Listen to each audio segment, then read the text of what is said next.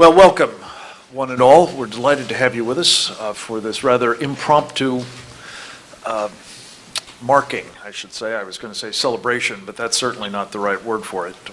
Marking, commemorating, bemoaning an anniversary that will take place tomorrow, the 80th anniversary, to be specific, of a very black day. One of our speakers has correctly described it as a day that should live in infamy. The day on which the United States government, for the first time, normalized relations with what was then known as the Soviet Union. We're going to talk a bit about the circumstances under which that normalization took place, and of course, what flowed from it, with a panel of extraordinary experts on the subject, authors, practitioners of the business of recognizing and countering totalitarian ideologies bent on our destruction, as they have sought, as they seem inevitably to do, to destroy us from within. We're going to talk about this in both the historical context of what happened on November 16th, 1933, what undertakings were made in that event, and what flowed from it, both in the years that immediately followed and really right up to the present moment, at the hands of both the communists and their fellow travelers and the government of the United States. We're also going to talk about the predicate that it turned out that proved to be for what has happened in more recent times, as our government has addressed or interacted with, might be a better term for it, another totalitarian ideology, also committed to our destruction, also engaged in the business of trying to destroy us from within. I'll introduce each of our speakers in turn, but let me just say how utterly thrilled I am that we were able on very short notice to put together a group of this caliber to mark this occasion. I will tell you that I wouldn't have known this occasion was at hand but for our first speaker, Diana West. I have the privilege of interviewing Diana just about every week on our radio program, Secure Freedom Radio, and it is truly one of the high points of the week. In the course of it, we've talked both before the publication and subsequent to the publication of her marvelous new book, American Betrayal: The Secret Assault on the Nation's Character, Our Nation's Character, about the events that took place 80 years ago tomorrow. And there's simply nobody better, I think, than she to introduce to us what happened on that occasion and what has flowed from it, as she has chronicled in her, as I say, very carefully documented and riveting account of the betrayal of our country. We'll hear next from M. Stanton Evans, a man who has also authored pioneering books on the subject of what happened during this period at the hands of the communists and at the hands of our own government. Most recently, he has written about McCarthy. Actually, is that most recent? Probably not most recent. The book with Romerstein is more recent. But suffice it to say, on all accounts, he is an authority on these subjects, and I'm looking forward to having him talk about particularly what happened during the Cold War period, as the subversive aspects of Soviet communism began to be exposed and then concealed.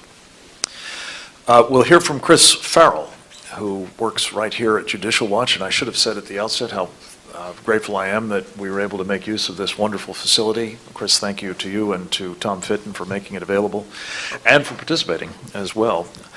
Chris is a practitioner of the business of counterintelligence, having served as a military intelligence officer prior to joining Judicial Watch as its Director of Investigations and Research. He does a remarkable job here in that capacity. And we're anxious to have him talk a bit about what it was like actually confronting and trying to operate against those who were running both intelligence operations and influence operations and other subversive activities in our country during the Cold War. He is also something of an authority on what has been happening in more recent times under the Islamists' successors of the communists. And he'll be joined in talking a bit about that, I hope, by one of the country's preeminent experts on that subject, our own Steve Coughlin, a senior fellow at the Center for Security Policy, an attorney, an intelligence officer in the United States Army Reserves, who for a time served as the duty expert on Islamism and Sharia and related topics for the Joint Chiefs of Staff. Until, unfortunately, he was purged from that position by those engaged in influence operations on behalf of this totalitarian ideology sworn to our destruction, and their representatives inside the senior-most offices of the Pentagon under the George W. Bush administration. So we'll get his take on how this practice is continuing to this day and how the United States government is doing as it did starting 80 years ago, I guess, misleading the American people about the true nature of the threat and, in fact, enabling it in very, very ominous ways. So with that, let me welcome Diana West, author, columnist, and fabulous talk show content supplier. Welcome, Diana.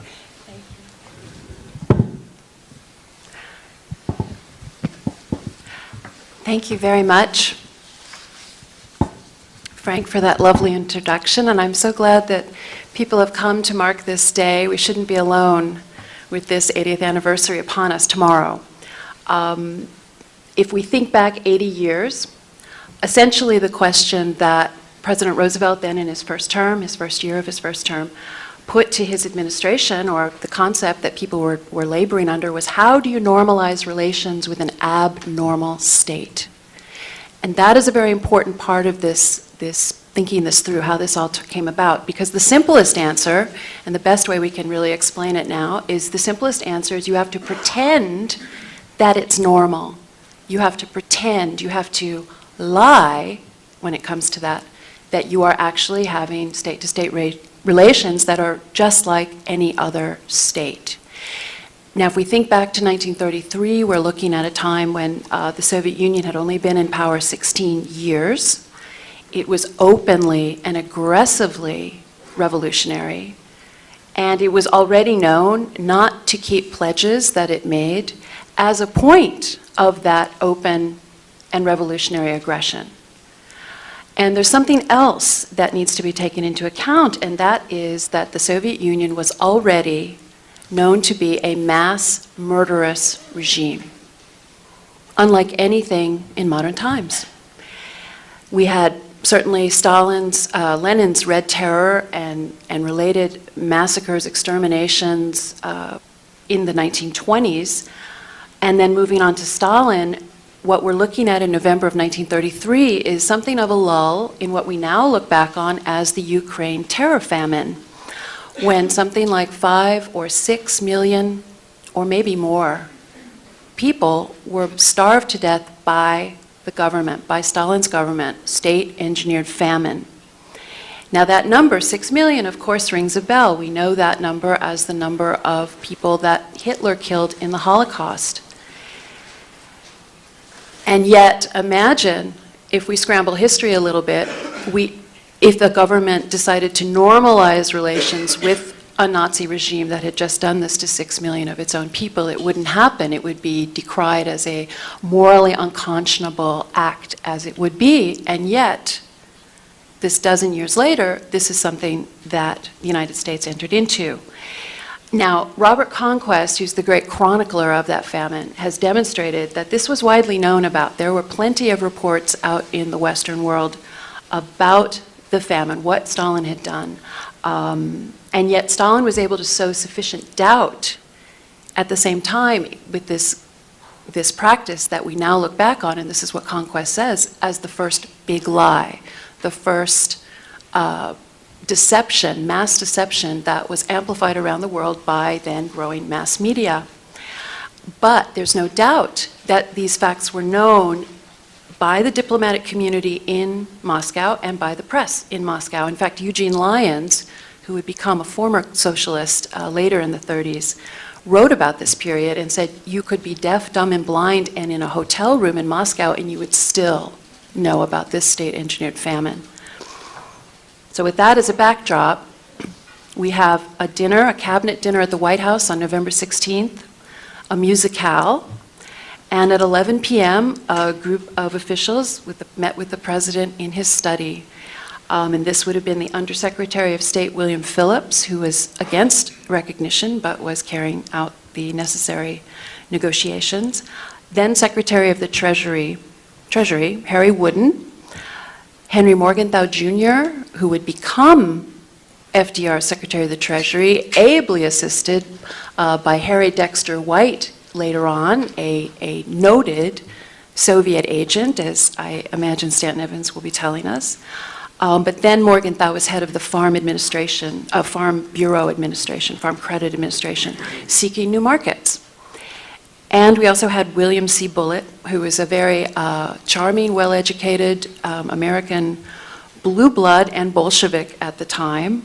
Came from a very good family, as they used to say, related to Patrick Henry, also related French Huguenots, came over very early, also a very notable, apparently, German Jewish family on his mother's side. He would become our first ambassador to the Soviet Union, very enthusiastic supporter and indeed one of the lead people in this negotiation. No Secretary of State Hull, however. He was the man who was never there, really, when these types of negotiations were underway. And William Phillips wrote about this, and he said, the president joined us at 11 o'clock and read the exchange of notes together with the various enclosures which had been agreed upon during the preceding days. Litvinov made a few objections. They were finally overcome. Although the documents were dated November 16th, actually the signing did not take place until 14 minutes past 1 o'clock on the morning of the 17th. The president was elated, and we all celebrated with quaffs of what was almost the last of Prohibition beer. And it was done. And several years later, we actually find out what happened after Foreign Minister Litvinov left the White House and walked, or probably drove, up a couple of blocks to the Russian embassy, then right up the street on 16th Street. He walked in and he said, well, it's all in the bag, and we got it. They discussed some of the obstacles, which included religious freedom. Apparently this came up again at the conversation. And he said, I gave it to them, meaning the Americans. I gave Russia's religious freedom to the Americans, and I told them that there would be shipments of Bibles to the Soviet Union. And later on, when he was testifying about this in Congress, one of the congressmen asked him if this was amusing to Litvinov, and he replied, this was the witness, said, he was very much amused at that because that was the culmination, evidently, of the simplicity of American officialdom. But not everyone was so simple. And if simple-minded really is what was going on, that's not a description of everyone. Some people were very knowing about what was to happen. The wife of the Undersecretary Phillips, Ella Phillips, wrote in her diary, we are only following the majority of other Christian countries, but in so doing, I feel we have lost our moral standing. It is sad and demoralizing when we lose our honor for expediency. Joseph Grew, who was a very fine American diplomat, spent many years in Japan, would later become acting Secretary of State. he echoed these reservations. He wrote that recognition of the Soviet Union constituted a serious sacrifice of principle and letting down of standards. The United States, he insisted, should never palliate by recognition the things Soviet Russia has done and the things it stands for. But that is exactly what recognition did. It palliated, it legitimized, and indeed, the Ukraine terror famine never came up in these negotiations. A couple of historians, not many, but have noted this as a measure of making the United States a passive accomplice to this crime. It's interesting to note that Bullitt's own uncle, well, Bullitt was the big booster of this. His uncle was an archdeacon at the time, James F. Bullitt. He made headlines too for saying that Bullitt's uncle says Soviet deal disgraces United States. And he called the Soviet Union a country beyond the pale and added, Russia will keep no promises with us. So there were a number of people aware of the nature of the Soviet Union, aware of what was going on, aware of how this type of pretend agreement relationship was doomed in terms of a normal relationship. Just to stick with Bullitt for a moment, he would change his mind. He would actually spend the next 20 months, he was ambassador in Moscow, our very first ambassador, and his experiences there led him to change his mind and to realize that this was not a possible relationship, that there would be no normal relationship here. And he actually became a very vocal opponent of the Soviet Union, having been someone that was described very often in the press as, Bolshevik in tendency.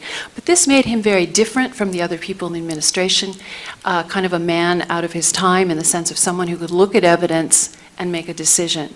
What we're seeing here with recognition and with the kinds of people pushing this relationship is an insertion of ideology over evidence. And I think that's a very important point in American statecraft.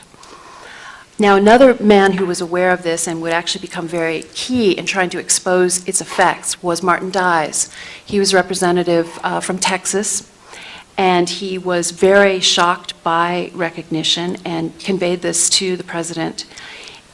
And in his memoir, which he wrote in the 60s, he wrote that he pointed out that the communist regime, again, this is 1933, was based on ruthless force and unspeakable crimes, that its barbarian ideology was opposed to religion, morality, decency, truthfulness, and the rights and dignity of man, which is about the Soviet Union in a nutshell.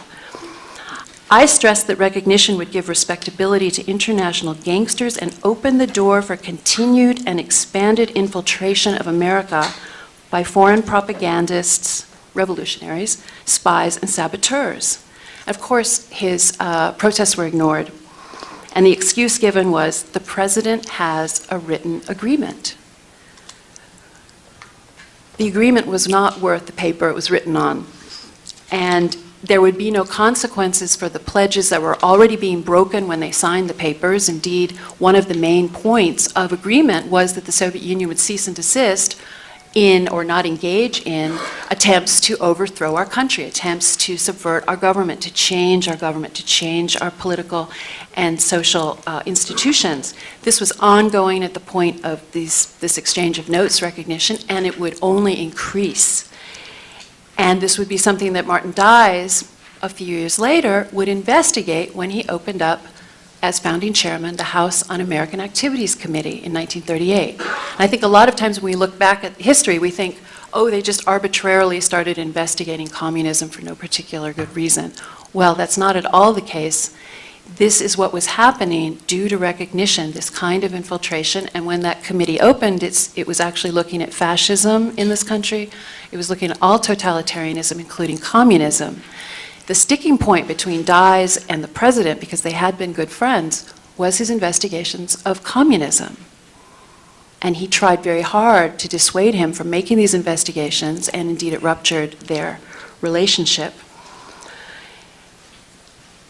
The consequences of allowing the Soviets to break pledges on this level openly, which is something Ambassador Bullitt was writing home about, something that Martin Dies and others would be investigating in the 1930s and laying out evidence of, the decision to shut our eyes to it on an official level, for the White House to be able to ignore this and just keep going, it's part of the reason why Ronald Reagan came in the early 1980s and asked his team to evaluate 25 years worth of arms control treaties.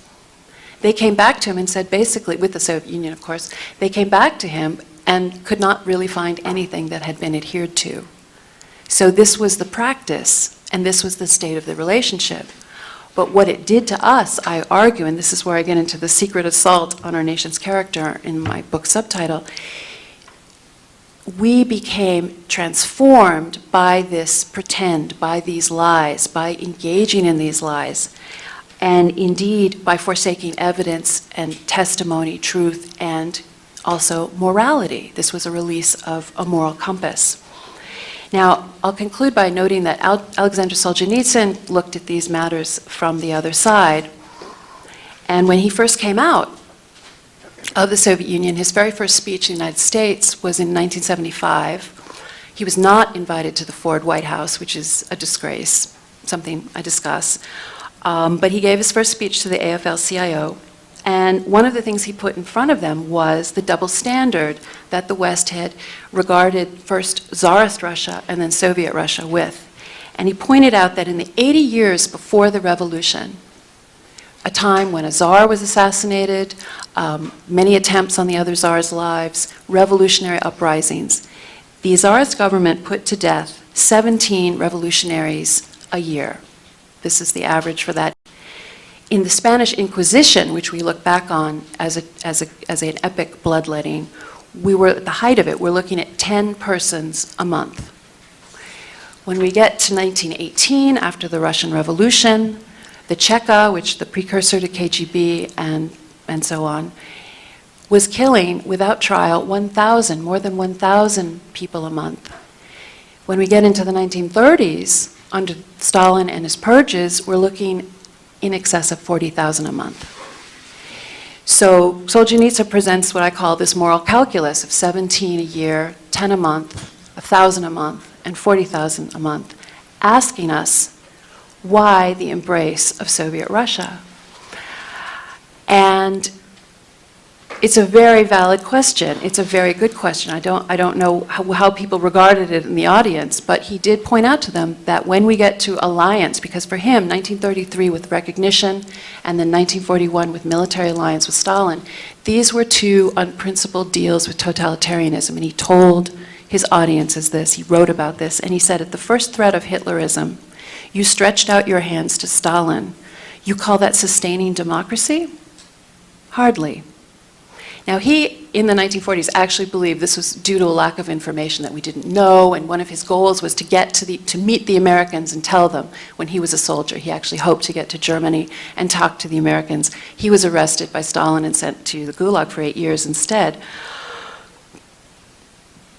So what we're looking at is this period of time from recognition to alliance to periods of deeper complicity during the war, lying on behalf of Stalin, for example, in Katyn Forest Massacre, becoming more colluding with them in various other crimes against humanity, Operation Keelhaul, which Stanton Evans may be telling us about soon. The greatest betrayal of all, the POWs at the end of World War II that we left in Stalin's hands. And what I think to conclude with is that when we look back at the Communist Manifesto of 1848, one of the most fearful things about it was the rupture with traditional ideas, the abolition of eternal truths, morality, religion. And it suddenly struck me that this mechanism of recognition, in a sense, made that manifesto, made those elements of the manifesto manifest in our country. And thank you.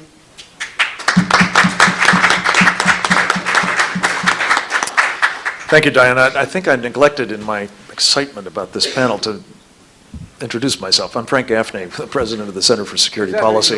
Yeah. We're happy to be hosting this. I also neglected to give you the full title of two of Stan's 8 books, both of which bear directly on what we're going to ask him to speak about now. Blacklisted by History, The Untold Story of Senator Joe McCarthy, and Stalin's Secret Agents, the subversion of Roosevelt's government relations.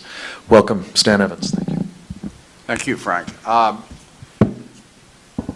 The presentation you just heard is an excellent summary of what indeed did happen in the run-up to recognition and the falsehoods of the Soviets at that time, which continued till the collapse of the Soviet Empire.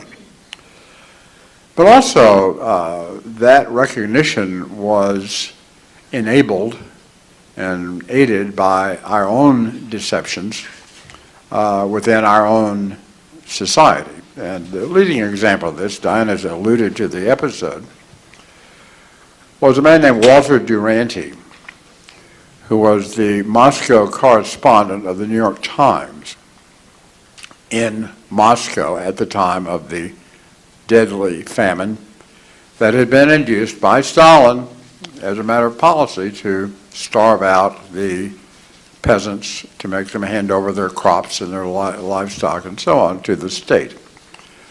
Sort of an early version of Obamacare. And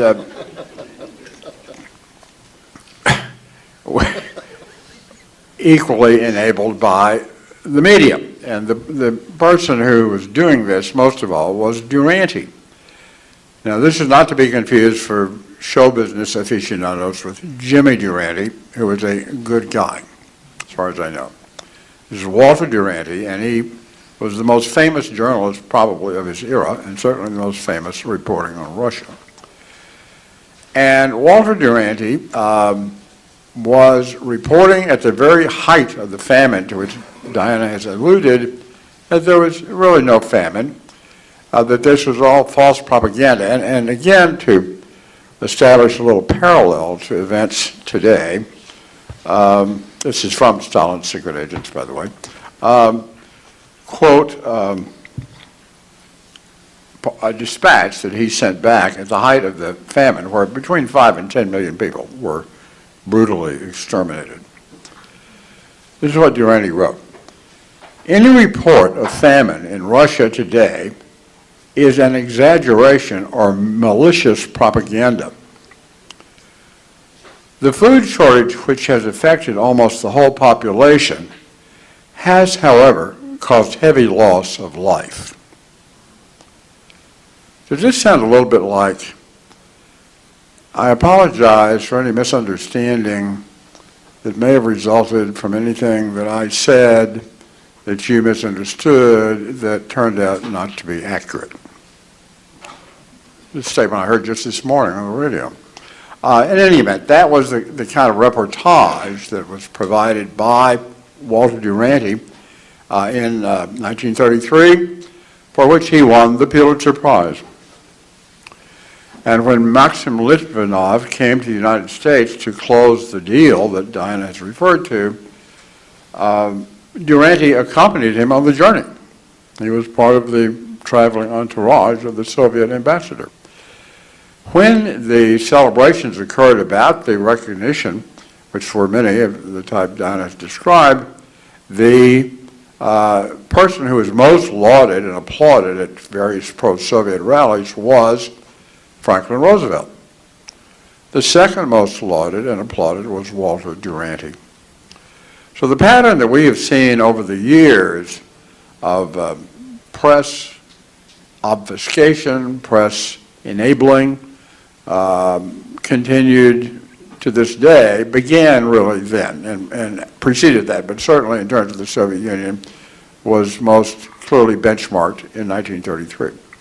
That has been the history of our involvement with the Soviets and the issue of communism in the Cold War ever since. The entire history that we've been given about this, and this has gotten Diana in a bit of trouble for pointing this out, and me also, I might add, on occasion, is that the history we've been given is bogus. It's phony. It is what I call court history, which is written to justify and glorify the people wielding power, principally Roosevelt and his aide Harry Hopkins, but then Truman and others who followed.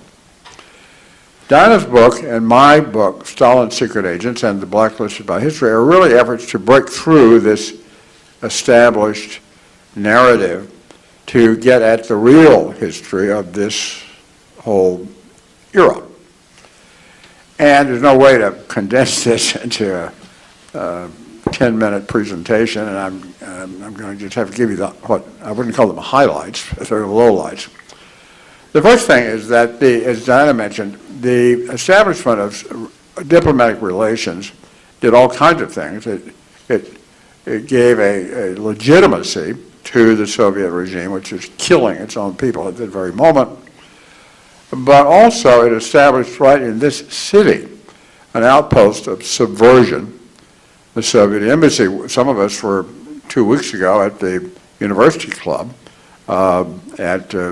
over in Northwest, and that's right next door to the Soviet embassy, now closed. They have a much bigger and better embassy. They did after that, but that embassy building is still there. That embassy was a hub for espionage, policy influence, manipulation of agents, and managing a whole network of people in the communist community who served the Soviet Union instead of the United States. The result of this, and then this accentuated in World War II, was the massive infiltration of our government by communists and Soviet agents. Something long understated, something long denied, something long ignored in the standard histories, and indeed is still ignored in many of them to this day. There are biographies of Roosevelt and of Truman in which the name of Harry Dexter White does not appear.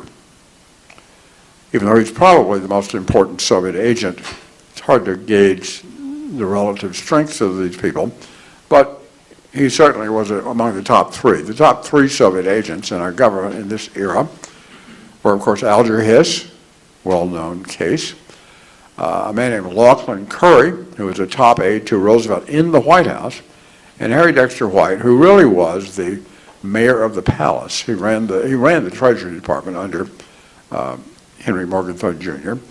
And all of these people worked full-time when they weren't shuffling bureaucratic papers to promote the interests of the Soviet Union and to subvert our allies and us. They were traitors in every sense of the word, and they were allowed into the government by this series of events that Diana has described at its origin and which continued through the war.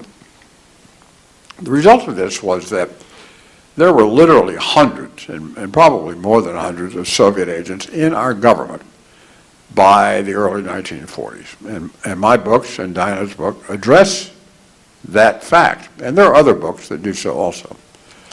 But the question becomes, therefore, and we've been at many forums where these issues are discussed, well, so what? You know, they were there, what were they doing? And there's a definite effort, even today, and this is the point that I think is most salient, to minimize this problem, even as the data showing it have come forth from Soviet archives and our own archives. I had the opportunity, and I wouldn't call it the pleasure, but the learning experience of going through about 100,000 pages of FBI files, which are available under the Freedom of Information Act. And there you can see over and over again the appearance of all the names of all these alleged innocent victims who are in fact communists. They're in those files.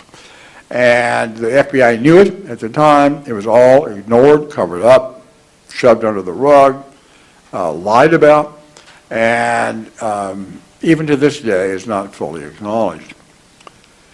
What did they do? The answer is obscured by these minimization procedures which focus strictly on the issue of spying.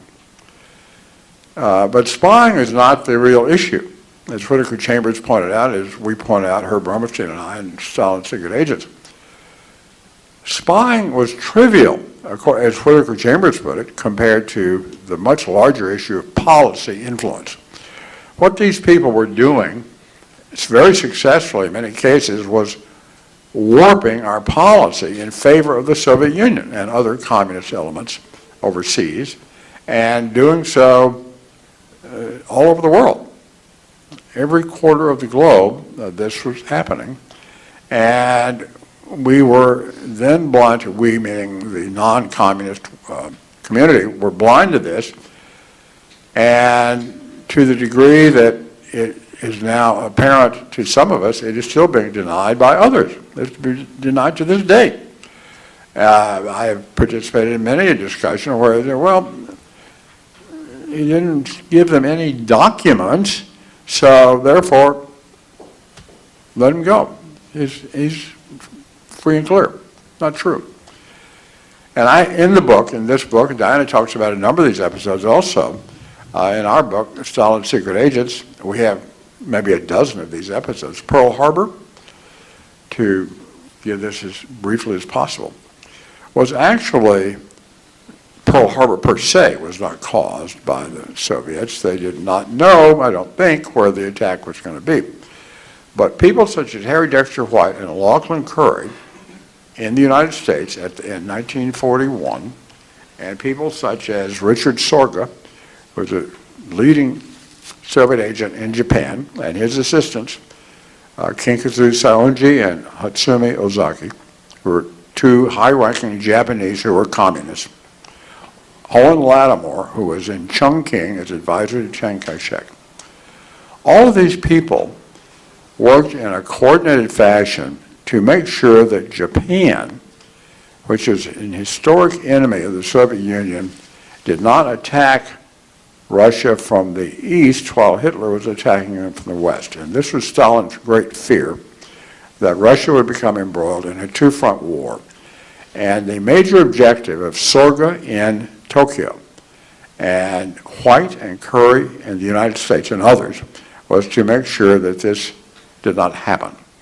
And the case of Joseph Grew is mentioned. Joseph Grew was then our ambassador to Tokyo.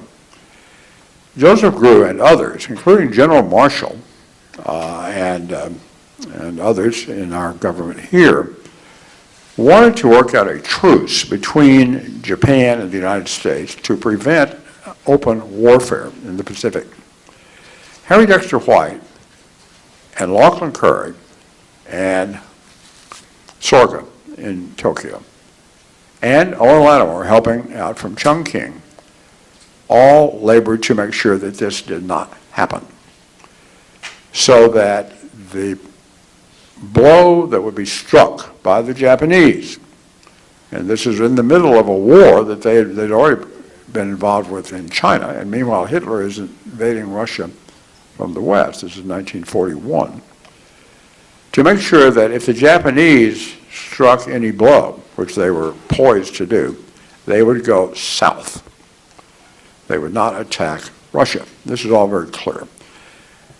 In promoting this policy of fending off a truce between the United States and Japan, Harry Dexter White was in collusion with a KGB agent named Vitaly Pavlov, who wrote a memoir about this called Operation Snow in Russian, which has been translated.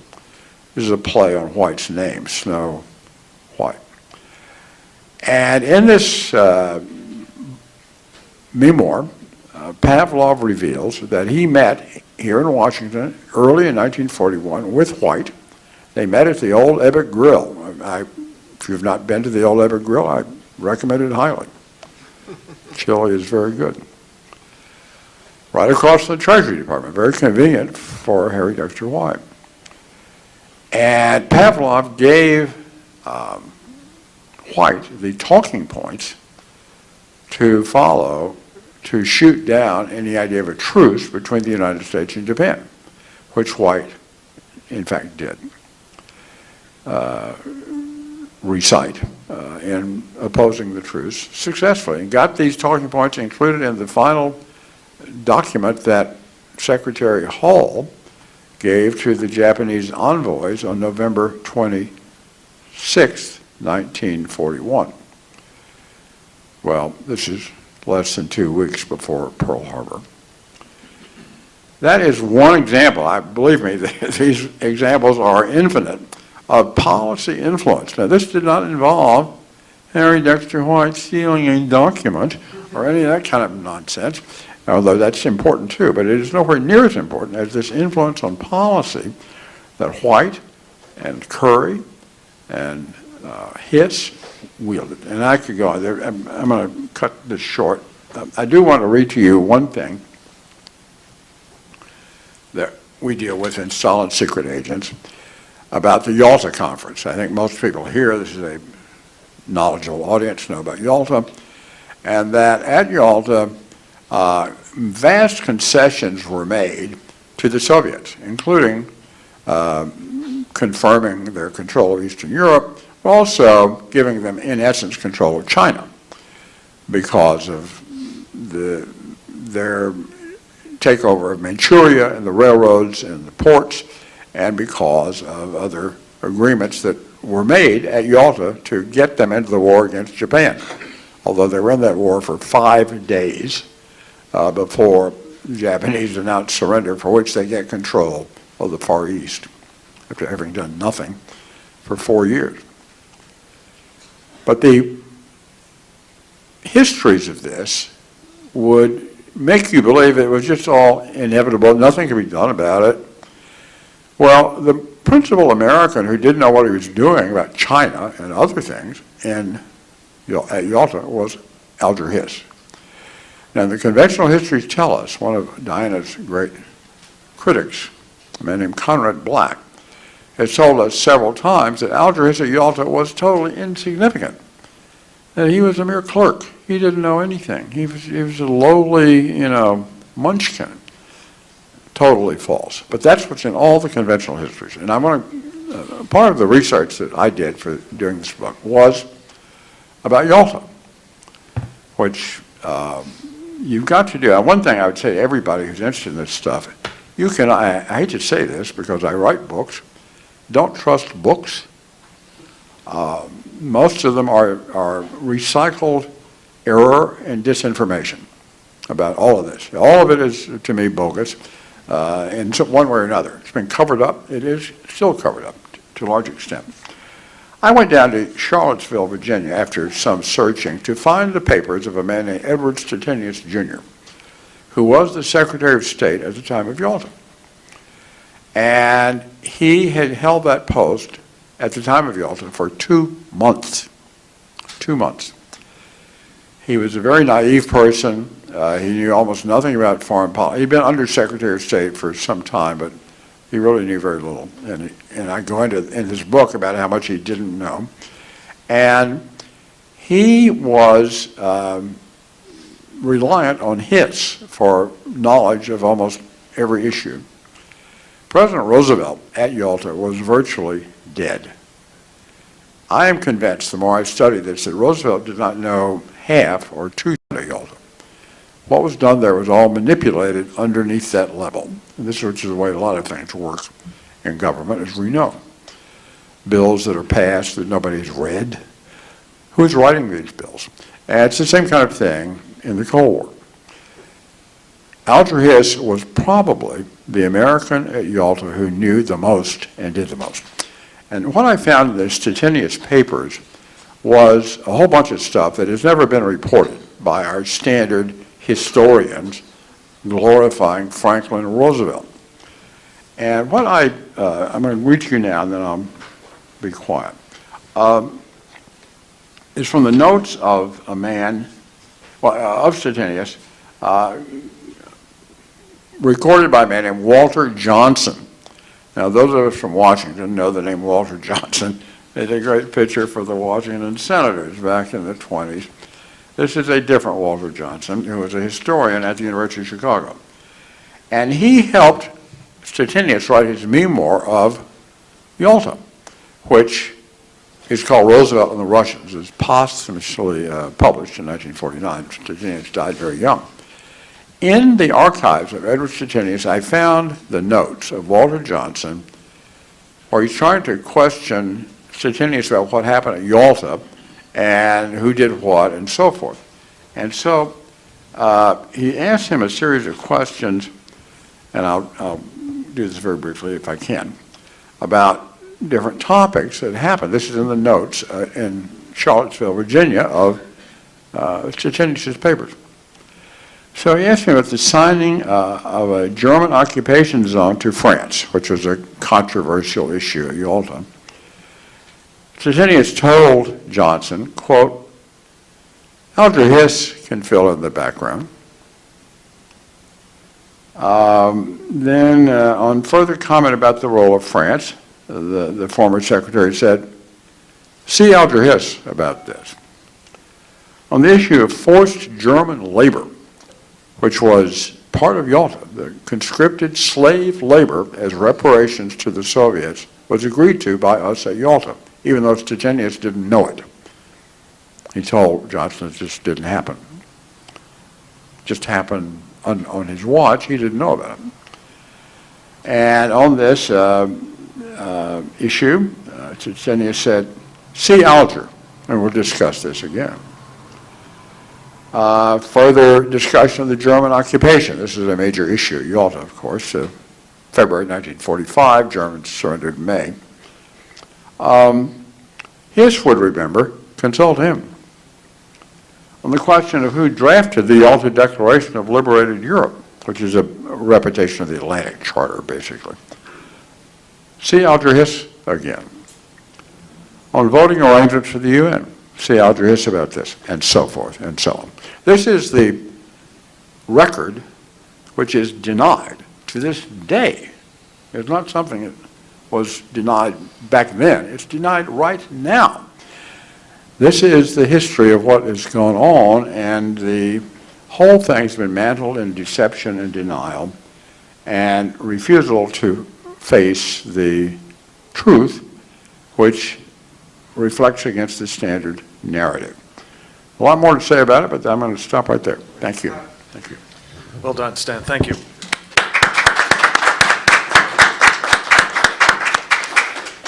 Now, from the perspective of someone who had to contend with some of these operations, some of the party line, if I can use that expression, that was operating to ignore them or conceal them, Chris Farrell. Thank you, Frank. So I'm going to try to report to you from some of the warmer spots in the Cold War. And these warm spots were occupied by places and persons who were engaged in espionage and subversion, active measure campaigns, influence operations. And I'm going to quickly drag it up from the kind of the crest and then the fall of the communists at the end of the Cold War to today, and some work we're doing here at Judicial Watch. So my background is I'm an Army intelligence officer. I was commissioned as one back in the early 80s and initially became a special agent in Army counterintelligence and then later a clandestine human intelligence case officer.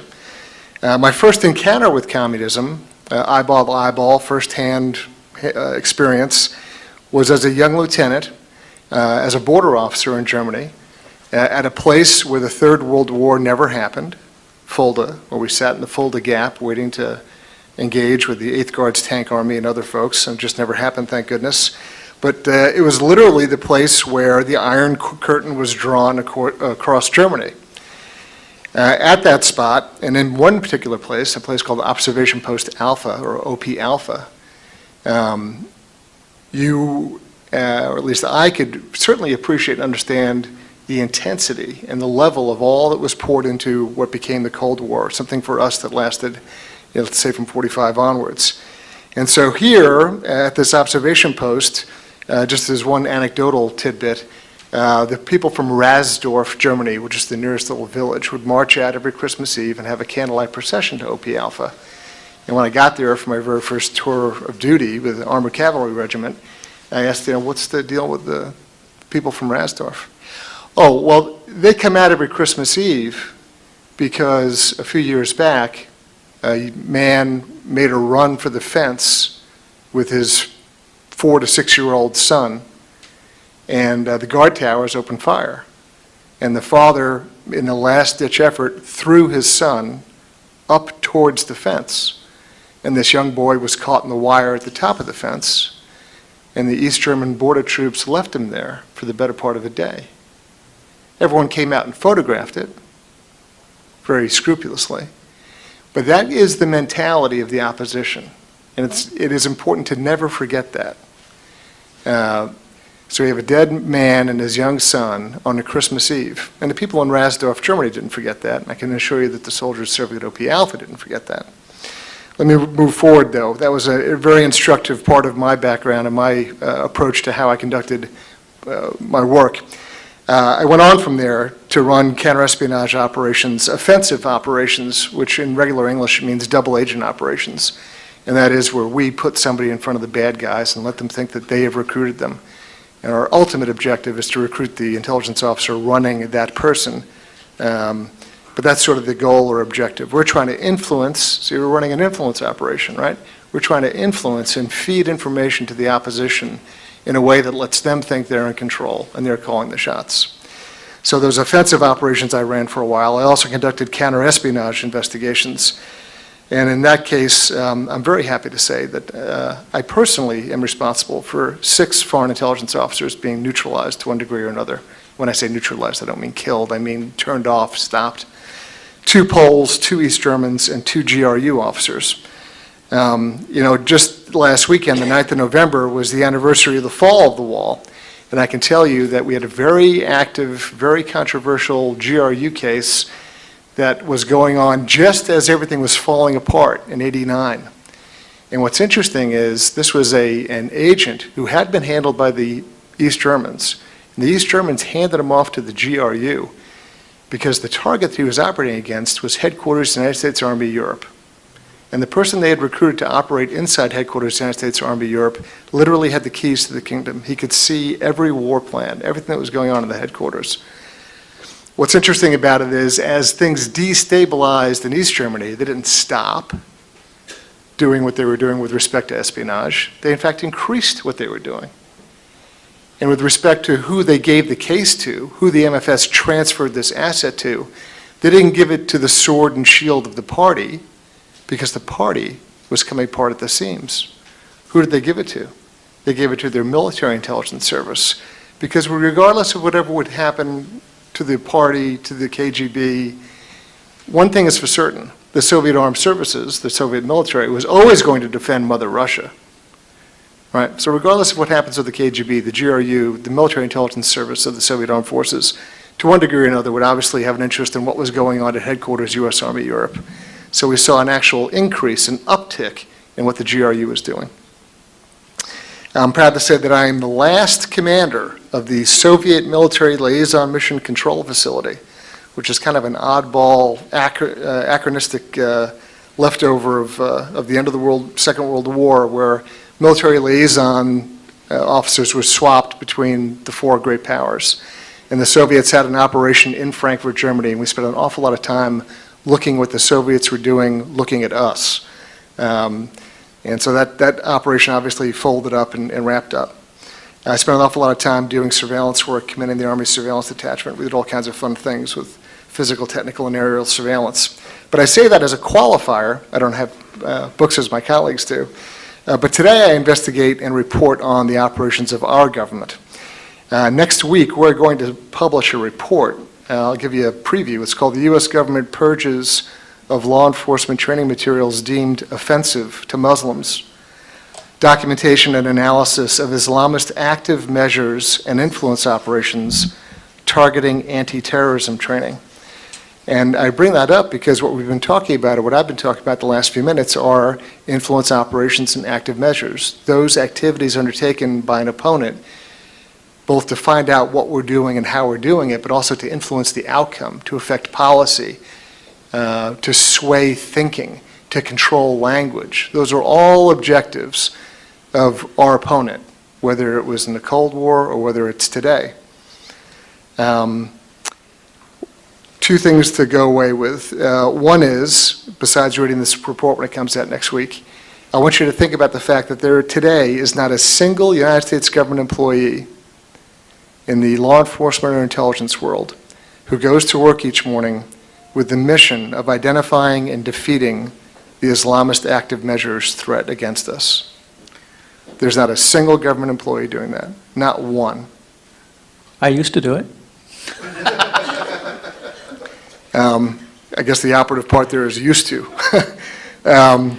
It just doesn't happen. And what we're faced with now, and it's folks at this table, obviously, and also in the audience, who are really kind of, voices in the wilderness. I'll put in a shameless plug for Diana's book. There's a character in her book by the name of Major George Racy Jordan. And Major Jordan was a fellow who went running around warning of a very grave, insidious threat to our country and tried his very best to point out, hey, guys, there's something going on that we need to take account of. And to a certain degree, there's a bunch of Major Jordans sitting around here who are pointing at something saying, hey, wait a minute, there's something that just isn't right. My last comment, and that is that, FDR had his Harry Hopkins and his Lachlan Curry and Harry Dexter White and Alger Hiss and others, whether they were agents or fellow travelers or dupes or useful idiots or however you want to characterize them, they certainly weren't on our side. But today, in this administration, we face other folks. We face folks like Rashad Hussain, Huma Abedin, Mogaded El-Biari, Magid, and others. So that's the bridge that I'm trying to draw. So, yeah, a long time ago, I used to do stuff in the intelligence world about people who are trying to affect the outcome of things. And they had different ways of doing it. But the fundamentals, the parallels that you can draw between the active measures campaigns and activities of the former Soviet Union and its allies and what we are experiencing today with those that would influence decisions and outcomes are alarmingly parallel or aligned with each other. So it's a wonderful privilege to sit on this panel today. I'd encourage you to read our report next week, and thank you very much. Thank you, Chris.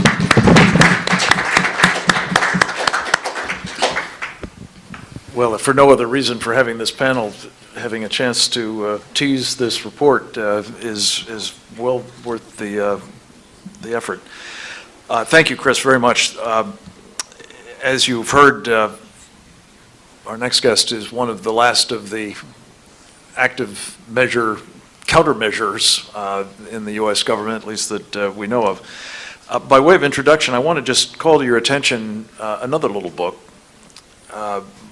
This is one that we published at the Center for Security Policy, but it is a document that was introduced into evidence in the Holy Land Foundation trial, which probably gave us, those of us outside of government, outside of the classified domain, as clear an insight into what we are up against in terms of the Islamists' subversion within the United States as anything that's come along. This particular document, which our next speaker, Stephen Coughlin, I think introduced me to, is instructive in a number of different respects, but I just would mention it in this one regard, which I know he will address at greater length. It describes the mission of the Muslim Brotherhood in America as a kind of civilization jihad whose purpose is to destroy Western civilization from within by their hands, meaning ours, and the hands of the believers, so that God's religion is made victorious over all other religions. It also helpfully identifies a number of the organizations that are aligned with that mission statement and the Muslim Brotherhood in executing it. And I just couldn't be more pleased that Steve Coughlin, who has taught me a great deal on this subject and is about to publish a new book on it as well, entitled Catastrophic Failure, is here to talk us through what's happening today, Steve, with today's totalitarian threat.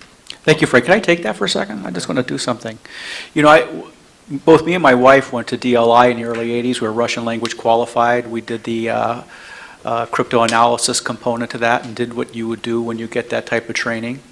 And it was at that time that I read this book called... DLI being the Defense Language Language Institute, I'm sorry.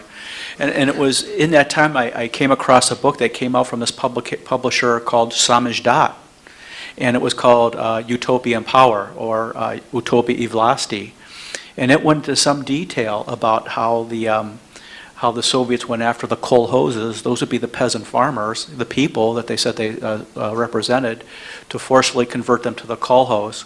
And it was only because of Herbert Hoover that some of these people even survived, because he put together one of the first ever mass relief programs.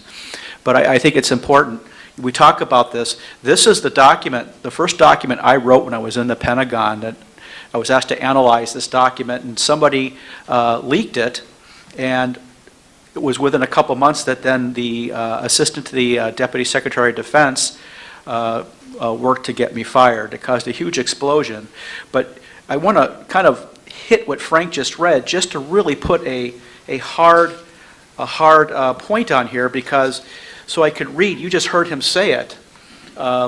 The process of settlement. If you ever hear someone say they're only here to settle, and you know that somebody who represents the Muslim Brotherhood, I want you to do a hard statutory construction. When they say this, it means that, and it means nothing else. Okay? Let me see. Now I have to find it. Okay. Okay. The process of settlement is a civilization jihadist process. Let me qualify this. This was seized in a raid of an American Muslim Brotherhood entity. This was admitted into a federal court of law. Okay? So as a legal matter, this is a legal fact. This is their strategy document. So when you hear them talk about by their hands, it means everybody who works with them to help them achieve this goal. The process of settlement is a civilization jihadist process with all the word means. The Ikhwan, that's the Brotherhood, must understand their work in America is kind of a grand jihad in eliminating and destroying the Western civilization from within and sabotaging its miserable house by their hands and the hands of the believers, so that it is eliminated and God's religion is made victorious over all other religions. So if you have, for example, a law professor on your staff who belongs to a Muslim Brotherhood entity, he exists for the sole purpose of doing this. And it doesn't matter what else might be said.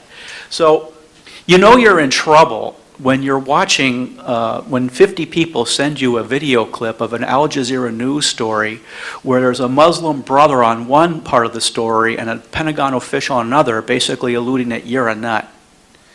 You know, think about that. I mean, in all the time I was ever in the military, the idea of a U.S. military officer going on the foreign media to cut down a U.S. officer, that's just simply unheard of. And it's just a way of telling you, for people who think that things are business as usual and this is something on the margins, it's not. I'd like to throw out a couple things of, did you know? How did you hear this? Or did you not hear about this? For example,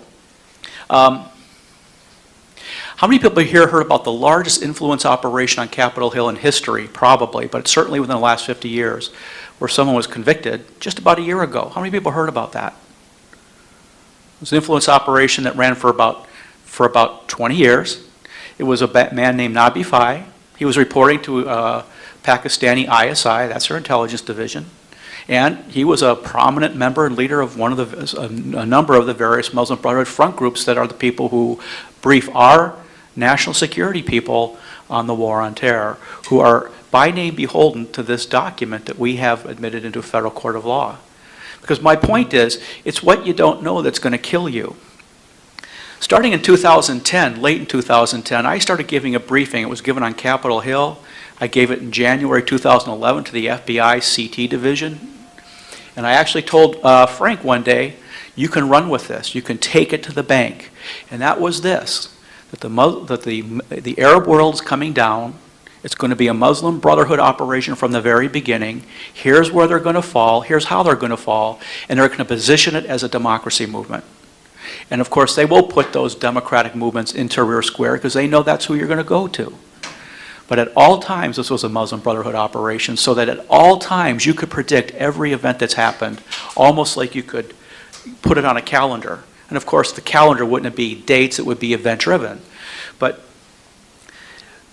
how is it? Because for the fall of Mubarak, the Brotherhood couldn't do that. Who put the heavy diplomatic pressure on the Mubarak regime for him to sit down? Who brought military resources to bear to overthrow, switch sides on the war on terror, and nobody seems to even know or care. And the problem is, this is easily demonstrable. We knew who the people were in Libya, who we were giving aid to, because a high percentage of them we captured in Iraq.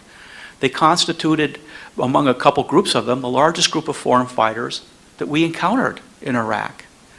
So there's so much about this stuff that is known and knowable. And the interesting thing about it is, the facts, when you decide to orient on facts, they cut one way. This is not one of those, gosh, you know, you say tomato and I say tomato, and you know, if you kind of look at this and you spin yourself 3 times and look sideways, you can come up with a counter-argument. We know who the Muslim Brotherhood is. We have their document in America, we have their global document, and we have their policy implementation documents. We have so many of them that we've helped members of the Judiciary Committee subpoena the Holder Attorney General office to release the boxes of documents that we have. How many people know about that? Boxes. They have the checks written. So here's the thing. A couple years ago, about a year ago, maybe 18 months ago, a member of Congress gave me a letter. It was a letter that was written by Farina Khara, who runs an organization called the Muslim Advocate. And of course, that's a Muslim Brotherhood, extremely friendly, I'd say. It's clearly in the Brotherhood orbit, demanding that a number of people be fired, and some people were named by name, but also called for a purge. Let me just see here. Let me just run down. Also demanded a review of all training, a purge of all federal government training materials, ensure that personal reviews are conducted and all trainers and other government employees are promoted or demoted, and issue guidance that clearly states that you cannot talk about the Brotherhood. This is in the letter to the White House. I also got the response that was favorable, and then, you know, within a year of that letter coming out, we have from the Joint Forces Staff College the fact that the chairman called for the relief of some military officers, briefing facts about the Muslim Brotherhood and terrorism. We have then Director Mueller calling it a purge when directly asked in oversight testimony. I mean, when you hear about words like mandatory retraining, that's something we kind of have associated historically with the other side. And I just would like to point out that it was this week, because people are kind of pinging me because they told me I called this, and one of the things I like to say, if you orient on the facts of who these people are, you can predict everything they're going to do, is that Putin is going to maneuver himself into becoming the person who's going to be recognized as the protector of Christian aspirations in the Middle East. And guess what? That just happened. If you go to the Middle East, in the Arab world, they know who's killing them, and they know who's backing the people killing them. And it ain't the Soviet Union anymore. And I think this is something it's one of those things, do we really need to look at these things? So we had that letter, but you know, there was an NPR article that came out in June 2011. It was completely erroneous, basically saying things about what was briefed at a presentation that actually were not briefed by people who eventually lost their jobs for doing things like putting out bad information. And then it said, and there's also this one of those guys, he's going to be briefing the CIA later this summer. Well, that person was, of course, me.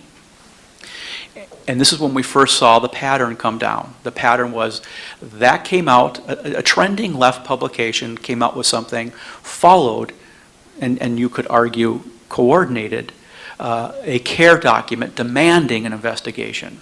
CARE, Council on American Islamic Relations, a known element of the Muslim Brotherhood, known to be formed out of Hamas. Hamas is still a registered on the FTO, Foreign Terrorist Organizations list as a terrorist organization. Of course, Article 2 of the Hamas Covenant says they are the Muslim Brotherhood. So, I mean, so we can win that argument on the facts. We always do. But CARE coming out demanding that there be an investigation at this training stop. And soon enough, a person from a news publication called Wired Magazine started writing articles, identifying me and saying things, and I would show up I would show up at, oh, by the way, that CI training was canceled. In fact, the CIA had their countering violent extremism mission canceled, and it was transferred over to DHS, who took that mission on. Okay, but then what happened is I was going to go brief at the FBI. It had been briefing there continuously, and all of a sudden, that got stopped. And then all of a sudden, he wrote some articles about me briefing the information operations course, and all of a sudden, that got stopped. He wrote some articles, and each one of them, you had a Wired magazine stating things which are brazenly erroneous, followed by a CARE demand, and they came back to back. They were sometimes in the same part of the day. And sometimes if something comes out late at night, and the other thing comes out late at night, you start to understand what's going on. But the other part of it was, when the person from the CIA was calling, or when the person from the DOD was calling, or when the person from the FBI calling said they had to cancel it out, every one of them said, we'd like to say we're going to resolve this, but this is coming from the White House. Okay. And of course, I have an attorney, they have the names of the people who did that, and that'll be something that's memorialized somewhere. But so we had this going on. You had Lieutenant Colonel Dooley lose his job. Now, I have a personal background on that, so I'm not going to go too far in that, but a lot of what caused Lieutenant Colonel Dooley to face problems was the fact that we confronted one of the people in his class when he said some things which were clearly alarming. In fact, the rest of the class was alarmed at what was said, when it turned out that this colonel who was in the class wasn't even a member of the class. I'll stop there. So where does that leave us today? What does it mean when we see this penetration? That nobody knows who the OIC is. Because I will tell you, in our circle, we know who the OIC is. You might say what it is. I was going to. In our little circle, we know it's the Organization of Islamic Conference. Okay? And we know by varying degrees what it is and what they stand for. But if you take one step out of this office and go to the office next door, nobody knows about it. That would be like fighting the Cold War and not knowing who the Warsaw Pact was. Serious. Okay? And why is that important? Because on July 15, 2011, our Secretary of State met with the head of the OIC in Turkey and agreed to help pass a UN resolution called 1618, which was known to give effect to the OIC's 10-year plan to make defamation of Islam a punishable crime through UN legislation, okay, that they were going to then work to implement. At the same time this is happening, you had the CRCL, Civil Rights, Civil Liberties Division of DHS, working with members of the Brotherhood to create what they were calling the Combating Violent Extremism narrative.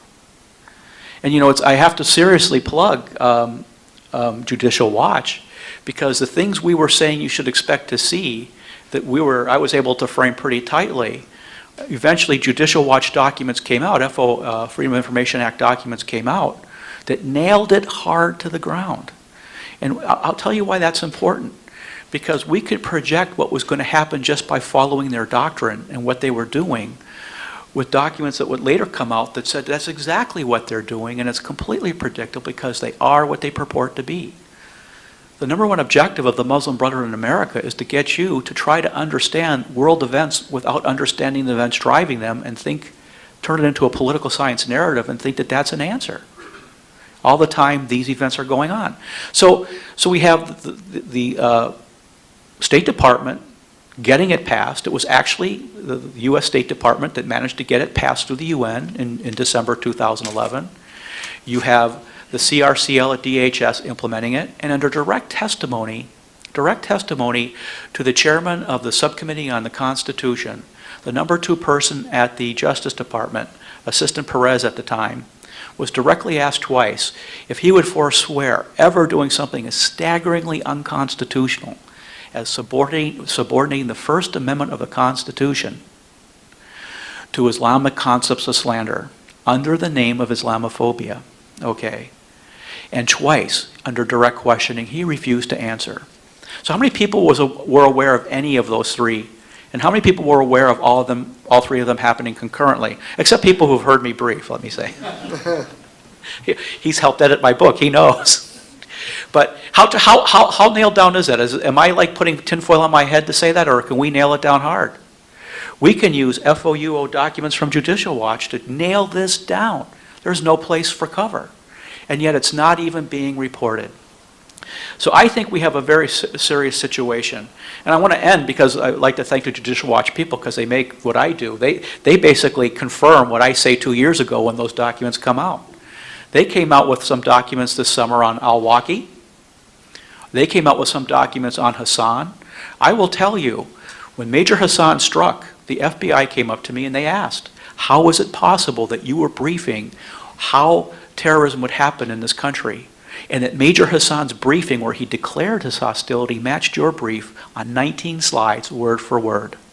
And my answer was, I was telling you why they're going to do this, and he was telling you why he's going to act doing this. They follow Islamic law. How do we know this? They say so. So here's the point. I got into it with some people at the FBI because I said I wanted to see those emails to Major Hassan. Major Hassan sent to al-Awlaki, and they said, there's no relevance here. It'll be in my book. But what I just recently did was I analyzed them according to what they specifically said was the basis of their decision-making and showed that everything about those correspondence had to do with an orientation to Islamic law. And if they had just accepted that what they said drove their decision-making actually did and pretend it was true, just for due diligence purposes. Even if they say 95% of it says wrong, but just to satisfy crackpots like Steve Coughlin, we'll do the due diligence and map it to Islamic law. They would have found that that was an open declaration of hostility. He pledged his allegiance to not only al-Qaeda, but al-Qaeda is run by al-Awlaki and acted. So I think that I wanted to try to tie in this pervasive encroachment. Most of these people are not spies. You cannot arrest the Muslim Brotherhood for conspiracy because they write these things in English. And they publish them, and you can go on Amazon and get them. So, serious. So the question becomes, we see this major influence operation going on. We see that a huge 20-year influence operation hitting both sides of the aisle went on, and it didn't even make the news. And I would like people to start to become prepared when the Middle East completely collapses around our feet. There were people who warned about it with extreme precision, okay, with specificity. And if you read my book, you'll find out some of it. And when these people are shocked, it will never be because they didn't have the information. It will be because they put their ideological drivers ahead of facts that otherwise couldn't have pointed to any other direction. Thank you. Steve, thank you.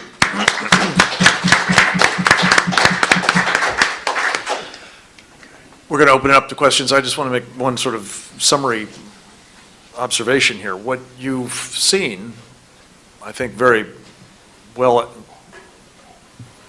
demonstrated here, is the parallels between the influence operations of the communists during the Cold War. We've had names named, some of them, the documentation provided of their character, their success, their impact, in things like having the Japanese go to war with the United States instead of Russia, having Yalta formalize arrangements that persisted for decades to the great detriment of millions and millions of people.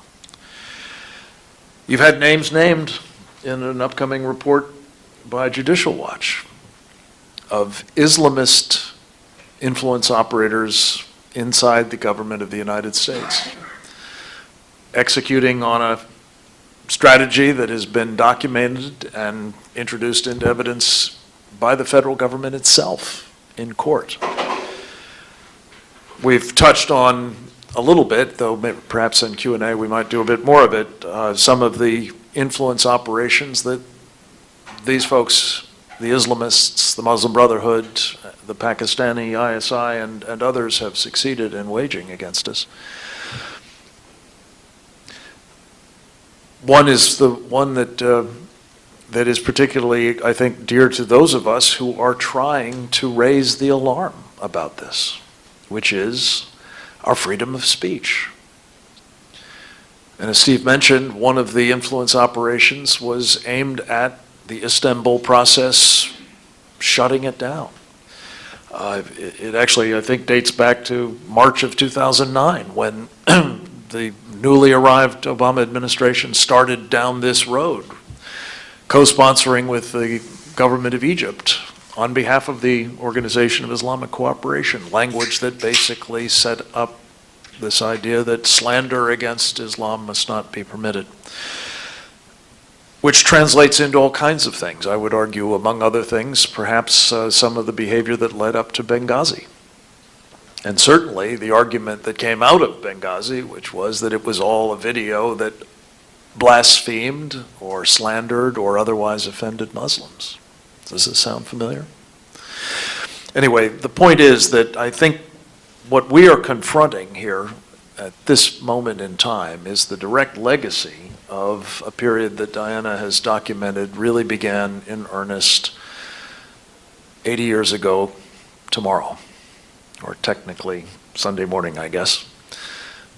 But it is upon us now, and it's incredibly important that we be alive to its present manifestations, and we be bringing to bear the counter capabilities against these kinds of active measures, influence operations, subversion, civilization, jihad, whatever you choose to call it, in our own time.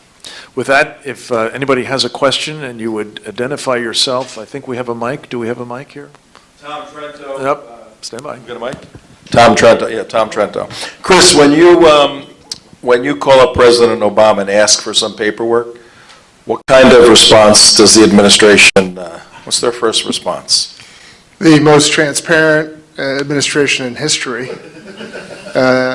is notorious for double talk. The first response is either wait or no, and then we have to go back and exercise under the law all the administrative remedies that are available to us. And once those are exhausted, then we go to court. And we've gone to court a lot with this administration. The Bush administration was characterized as being secretive, and they were, but they told you that right up front. They said, we're not going to give you stuff because we're involved in 2 wars and we're just not going to discuss it. And people may not have liked that, but at least all the cards are on the table and you sort of understood it. This administration is insidious because they talk a game and they flout and promote and have a slick marketing angle to how they're being transparent and open. And it's a lie. It's just that simple. Yes, sir. Our host, Hey, Frank, thanks for this presentation. Tom Fitton of Judicial Watch. Forgive me if you covered this already. Could you talk a little bit more, if you haven't already, about the alliance between the transnational left and the relationship with the most retrograde of movements? And I think people will be surprised to learn how they're more than happy, despite Putin's protestations to the contrary, to advance their agenda. Who'd like to take that on? Steve? Oh. I think there's a quote from Carlos de Jackal that came out a number of years ago that said only an alliance between Islamists and Marxists will bring down the United States. And in fact, I make it a common theme. I think that today's left really expresses itself through what I call the postmodern narrative. Other people call it something different, but what I mean by that is this relativist view of the society that's kind of merged with this left-wing political agenda that causes things to merge, so that at almost every place you see it, really, the Brotherhood's subversion of America isn't based on Brotherhood doctrine. Brotherhood doctrine causes them to subvert, but what they do it is on the back of this postmodern, politically correct narrative. It's in manipulating that and insinuating their whole doctrine into that. So I think that I'm one of those people who thinks that if you're going to go after care, you better have either a defense or hold position for the ACLU. because they're working hand in glove. I think when you get down to the philosophical underpinnings of the left and Islam, people, how could the Brotherhood work with the hard left? And I think if people understood the philosophical underpinnings of these two, they'd understand that they have an awful lot in common. And it's not nearly as far out as you would think. They both have a totalitarian view. And of course, they'll fight it out afterwards, but that's no different than Stalin fighting with his compadres. Only Hitler was someone who realized that he came to power with the brown shirts and had to purge himself with the black shirts. You know, there's something kind of interesting about that. But I think that you really have to understand that their penetration into our systems is through this politically correct narrative, which has specific postmodern outcomes. So they created the word Islamophobia to fit right next to homophobia. Okay, but Islamophobia is a term that's under the active control of the Organization of Islamic Conference. And just for the point of this, making this point, the OIC represents every Islamic country at the head of state level. It's an intergovernmental organization, not an NGO. So that when the OIC maintains positive control of the term Islamophobia for use in our jurisdiction, people should understand that to be the direct injection of hostile foreign law into the United States as against the First Amendment of the Constitution. But there's an active alliance. Could I add to that? First of all, I'm probably the little person up here about the Islamic threat. But I've learned a lot listening, and I've learned a lot reading recently about this, and I see the parallels all over the place. And one of them directly stemming from what you just said, sir, is this self-induced aphasia, astigmatism about the nature of the threat. Now, to what degree this is just stupidity, and to what degree it is conscious complicity is an interesting question. And this is a legal forum here, this building, this office, and there is a Supreme Court decision called the Schneiderman decision, which was handed down in 1943, which said, in essence, Schneiderman was a leading member of the Communist Party. And the essence of that decision was that just because somebody is a member of the Communist Party doesn't mean anything. After all, a person like Schneiderman might have joined the Communist Party because he wanted to help poor people, or he wanted to plant flowers on the George Washington Parkway. We don't know why he joined the Communist Party. So, therefore, mere membership in the Communist Party is not a problem. This was the doctrine that allowed the massive infusion of communists into our government in the war. That just because somebody's a communist doesn't mean that necessarily he or she is doing anything wrong. That same doctrine, and you probably know far better than I, is now applied to Muslims. And there are guidelines for the FBI and others saying, just because somebody is a member of a Muslim terrorist organization doesn't mean that he or she is a Muslim terrorist. That person may be a member just because he or she believes in soup kitchens. So you cannot therefore exclude such a person just because of that membership. Now, to wrap this up very briefly, if something, Diana's heard me do this before. If you look at the guidelines, and this is well before 9/11, these are the guidelines for a visa application on the State Department website, and I see some people nodding in the audience. These are the questions that would be asked if you went to Riyadh in Saudi Arabia and applied for a visa to come to the United States, as terrorists did in 9/11. They would have had to answer these questions. Do you seek to enter the United States to engage in export control violations, subversive or terrorist activities, or any other unlawful purpose? Are you a member or representative of a terrorist organization? have you ever participated in persecutions directed by the Nazi government of Germany? How old are these people? And, or have you ever participated in genocide? So I'm in Riyadh, Saudi Arabia, I'm going through this, and I'm going through this list. Do I want to do export control violations? Yep, yes. And there's a check yes or no. And I said, I am a member of Al-Qaeda. Yeah, so yes, I've checked that. Did I participate in persecutions directed by the Nazi government of Germany or genocide? Well, I was just a kid, but yeah, I did a little bit. So I go, yes. And then it says, and I'm not kidding, this is what it says, well, a yes answer does not automatically signify in it does say this. For a visa, if you answer yes, you may be required to personally appear before a consular officer. So it's like, yes, I'm a Nazi, genocide committing member of Al-Qaeda.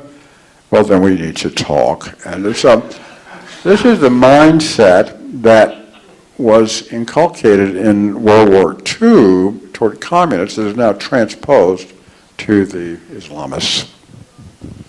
I think Diana wants to say something too, but let me just make one point. Steve said it's kind of incredible perhaps that the Islamists would want to be associated with the left. I get that all day. I mean, this is useful idiots galore. What's harder to justify or conceive of even really is how a group that is dominated by feminists and homosexuals and Jews and artists and songwriters and all kinds of people who don't have a God or who have changed their God. I mean, people who generally do not fare well under Sharia. How they could possibly make common cause. And it speaks to Steve's point that it is evidently of such surpassing importance in their political philosophy that they can make common cause with enemies of our country, that it trumps even self-preservation. It's unbelievable. But thank you for the question, Tom. It's a critical one. Thank you. I just had two quick comments. Yes, all of those things are true, but I think the important underlying similarity between Islam and communism is that both are collectivist creeds, both are totalitarian. While communism obviously does not have a God, its acolytes certainly have a religious fervor for it, and they both have an attitude toward the ideology, either communism or Islam, as being the final form, the inevitable form. And I just wanted to point out that in 1920, when Bertrand Russell went to the Soviet Union and came out to enlighten the world because he talked about a conspiracy of concealment was abroad in terms of trying to hide the terrible things that were going on, he brought news of the Communist Revolution to Europe in terms of Islam, so that they would understand it. Just namely, Bolshevism combines the characteristics of the French Revolution, which is the real expression of the left, with those of the rise of Islam, and he went on to describe that. So people who understand these things understand the basis is collectivist, is utopian, which means dictatorial. And then the second point would be, all we really have to do is look to Europe to understand how it works, how the union of Muslim parties and far left parties unite to freeze out the more classically liberal parties, the parties who have an attachment to their heritage and don't want to be changed either by the left or by Sharia. So you see these things across Europe already in action, and they're very instructive if again, we look. Chris? No. Yes, sir.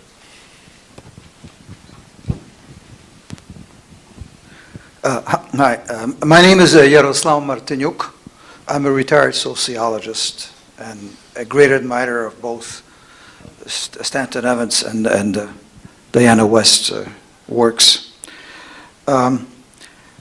I'd like to take this opportunity to point out that this month, the Ukrainian community worldwide is commemorating also the 80th anniversary of the terror, genocide, famine in Ukraine. And in fact, on December 4th, there is going to be a ceremony dedicating a monument to the victims of the so-called Holodomor, which is the Ukrainian equivalent, translates as death by starvation.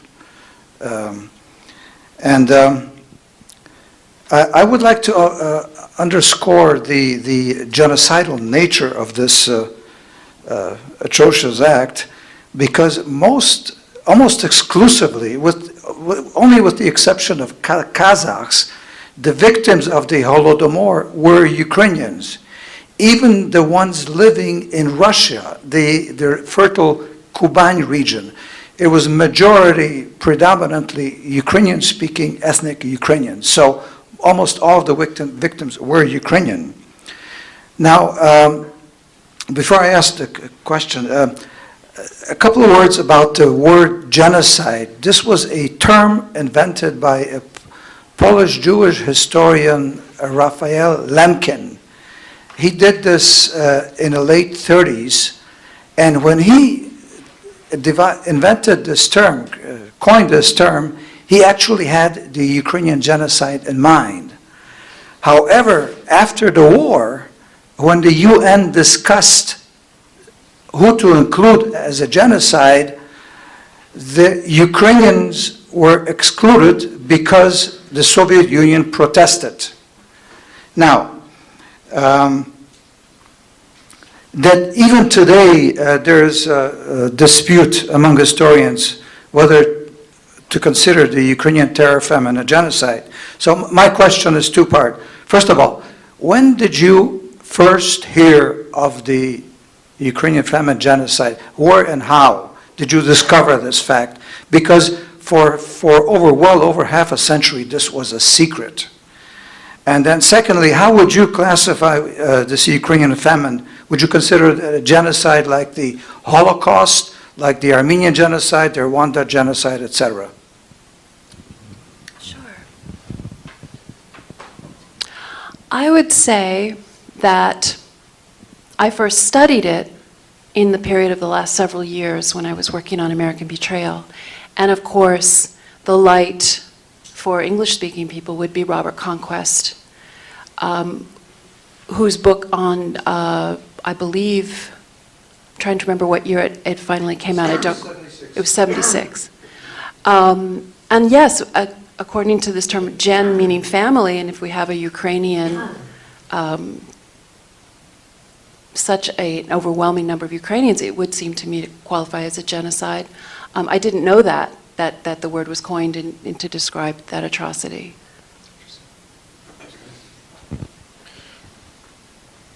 First of all, the easy answer is yes, it was genocide. No question about it. I first learned about it in the 1950s. It's what I read, Assignment in Utopia by Eugene Lyons, a book written in the 30s, which I then read when I was a student in college. And that's when I first encountered the name of Walter Duranty also, who is featured in that discussion by Gene Lyons.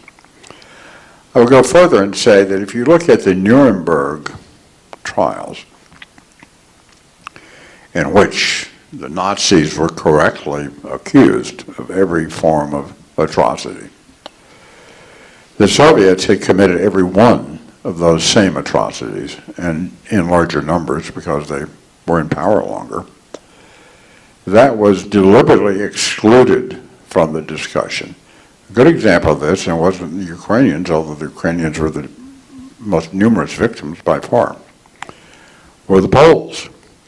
And the Katyn Forest Massacre, which our government knew, this is where 15 to 20,000 Polish officers were murdered and buried in the Katyn Forest in Russia. Our government knew that the Soviets had done this. an American intelligence officer reported, who'd examined the bodies, that they were victims of the Soviets. He reported this in 1945. It was suppressed. The report was suppressed. Hearings were held about this in a Congress in 1952. The executive section committee hearings, which went into the suppression of this report, was itself suppressed. You cannot get that executive session report to this day, because I tried, and you can't. So the cover-up of the genocide committed by the Soviets against the Ukrainian people, and Eugene Lyons makes that very plain, was part and parcel of a systematic genocide committed by the Soviet government over a period of decades, and a systematic denial and concealment and complicity in this deception by our own government. Could I ask you to specifically add one thing, which may be the one you want to add, maybe it's not. In your book, you talk at some length about not simply documents being unavailable, but documents being disappeared from various archives and libraries and official papers and so on. Could you talk a little bit about that as evidence of covering up? Sure, although actually that would be Stan's subject, because generally he was doing the shoe leather work, and we would find, I did want to make one more further comment about, Stan mentioned the Eugene Lyons book, Assignment in Utopia, and actually I was quite struck by the discussion of how to cover the Ukraine famine that is gone through in excruciating detail, in, not that it's boring, but that it's so uncomfortable, in Lyons' book, and I actually dwell on it in my own because it shows from the inside a press setup, a press decision to collude with one another as a small community of correspondents in Moscow to cover up an event of this magnitude. And what happened was there was an outlier, a man named Gareth Jones, who was Welshman, who had been Lloyd George's secretary. He came to this area. He went off on his own. He saw the famine. He saw the effects. He talked to various diplomats. He came back out. He went to Germany, held a press conference. He told the world about the famine. And imagine all the cables coming from New York and elsewhere in London and so on to their correspondents in Moscow saying, what's going on? What's going on? Is there a famine? And that's when you see the very famous Walter Duranty report. And that's where you see the very odious phrase, to make an omelet, you need to break eggs. And it was pertaining to the Ukraine famine. And Lyons, who was part of this collusion, they actually meet with the Soviet censor Umansky and set up how to soft sell what Jones put out there and how to kind of undercut him and what to tell their editors back in New York. And then they have kind of a party with hors d'oeuvres and vodka, and it's a grotesque scene. And Lyons, whom I greatly admire for not only his skills but his honesty, because he was part of it, and he left this mindset, he left this culture, and he wrote about it. He admitted it, and it's very illuminating how it is done. But it was definitely pertaining to Ukraine. And that's part of the reason we did not know about it, and that's why you often hear calls to revoke Walter Duranty's Pulitzer. Amen to that. Would you just say a word about your efforts to uncover some of the documents and how they've gone missing? Yes, it's hard. It's so widespread. It's a little hard to summarize. Basically, there has been a systematic weeding of the records of the things we're talking about in our own archives and in records that were assembled by others, the Dies Committee, the various other committees that looked into these matters. And I discovered this in all innocence in doing my book about Joe McCarthy, because I found out there was a report filed in the summer of 1946 by a man named Samuel Klaus, who was an official of the State Department, writing about the security problem in the State Department of that day. I talk about this in the McCarthy book and also in the new book a little bit. And he listed certain elements of the security situation in our State Department. And the findings of the State Department Security Office that there were 20 Soviet agents in the State Department at that time, and a variety of other suspects. This report became a subject of controversy in 1950 under McCarthy, compelling the Tidings Committee to ask the State Department for the report. They got it. It was delivered to the Tidings Committee. That report should be in the archives right up the street here at 7th and Penn of the Congressional branch of the archives, because that's where the Tidings Committee archives now repose. I went through those archives twice, every document. This document is not there. The transmittal letter is there saying, here's the document. The document is gone. The document should also be available in College Park, which is where the State Department archives are, under the name of Samuel Klaus. I went to College Park and there pulled the file on Samuel Klaus. There's an index to his papers. There is this report listed. The report is missing there. It was withdrawn from the archives in 1993.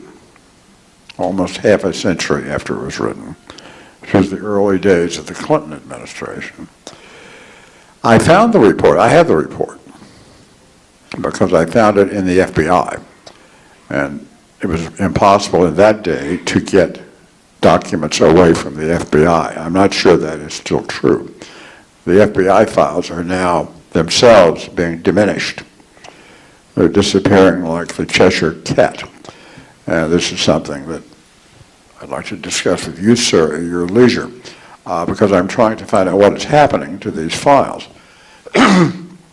That's just one example of scores. Frank, just a quick note on files. We asked for the FBI file of Ted Kennedy when he died.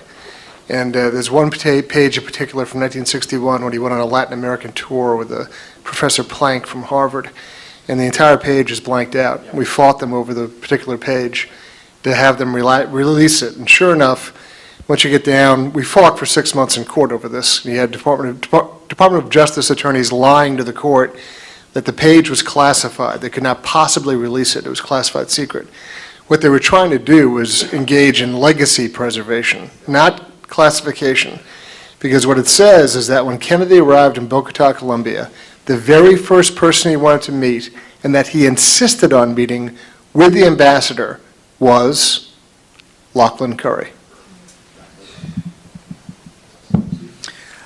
I don't want to get into specifics about people lying today, because there's people who I work with on the Hill who have been directly involved with being directly lied to by members of the FBI and DHS, and sometimes an oversight. That's very clear. And to bring the whole documentation thing, just to round out what I was talking about, there's a guy, I think his name is Albarrasi, for reasons I won't go into. He was pulled over and they had a material witness warrant on him that gave him the ability to go search his house. His house was in Northern Virginia, and in his house they found a basement. That's not abnormal, but in the basement they found a sub-basement, and for this part of the country that is very abnormal. And in that sub-basement they found the entire archives of the Muslim Brotherhood in America, including this document.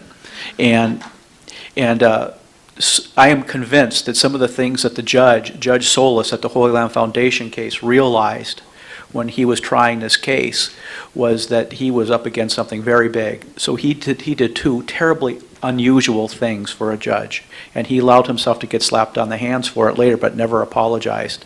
One, he created a list of unindicted co-conspirators that made it clear who these 260 organizations and people were that were immediately implicated. And the other thing he did was he posted, and I think they're still on the West Texas, the West Texas Court of Appeals, or the District Court webpage, all the documents that were admitted into evidence. That was only 1/10 of the documents that they actually captured, and they only translated 1/3 of those. So what we have is a situation where you had members in oversight specifically ask for those documents to Holder, who said he would look into it. These are the documents that were turned over to the defense. These are documents that were already partially admitted into evidence that they have to this day refused to turn over. And they had truckloads of these documents. And these are documents that would nail these people to the ground. There's, even the documents we have already create no daylight. So why is it that where we have people who, a side version of this, we have tapes of the FBI bugging these people in Philadelphia in the early 90s because they were known to belong to a terrorist organization that in the later 90s they were declared terrorist organizations here, Hamas.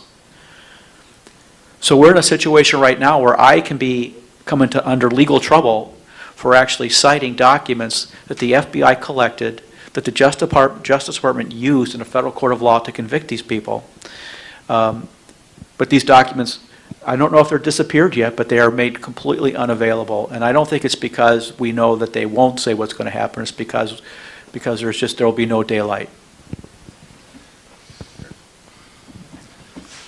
Well, we've gotten to the 2 o'clock hour. It's flown by for me, I hope for you as well, with some extraordinary insights into not only a epical moment in history that we mark on this occasion, but its relevance to today. We're doing it with people who are actively in the fight to expose this information, to make it known to the public, which is entitled to know about it, and otherwise to try to ensure that we learn the lessons from the covered-up genocides and the subversive, seditious activity of the past, because it's happening today and certainly will, I think, in the future if it is condoned or tolerated, as we seem to be intent on doing. I want to thank the various extraordinary speakers, Diana West, Stan Evans, Chris Farrell, and Steve Coughlin, not just for what they've done here today, because that's important, and I hope through the miracle of the internet we'll be reaching a large audience, but for what you all do and have done and will do, I'm quite sure, on this count in the future. One other book that is being promoted from the side by Tom Trento, who helped co-author it, is a book that Diana and Steve Coughlin and I collaborated on, among others. Among others, Michael Del Rosso in the room, are the reports of the Team B2 called Sharia, the Threat to America, Claire Lopez as well. So thank you. I commend all of these books to you. Required reading all. Get to it quickly, please, because we're marking this date, but how many more of these anniversaries we have to note as free people may well depend on how well we learn these lessons today. So thank you all very much, especially to Judicial Watch for hosting us and for the very kind attention you've given us as well. Thank you.